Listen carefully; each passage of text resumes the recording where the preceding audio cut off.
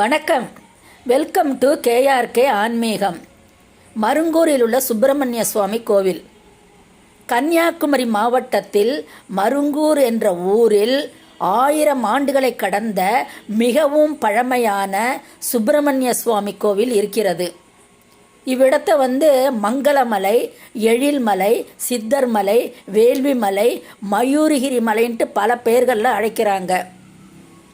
மேலும் இவ்வூருக்கு வாசிபுரம் என்ற ஒரு சிறப்பு பெயரும் இருக்கிறது. வாசி என்றால் குதிரை.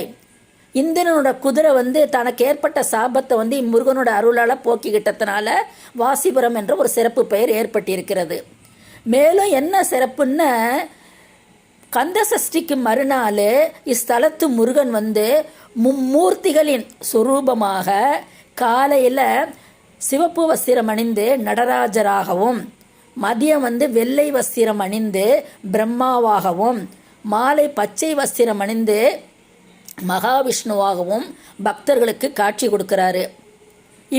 கோவில் இருக்கிற திருவிழாவின் போது குதிரை வழிபட்டதுனால முருகப்பெருமான் குதிரையில்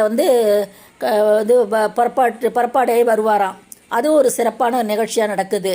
மேலும் ஒரு வயசு குழந்தைகளுக்கு இங்கே சாப்பாடெல்லாம் ஊட்டுறது ஒரு வழக்கமாக இருந்துக்கிட்டு இருக்கு.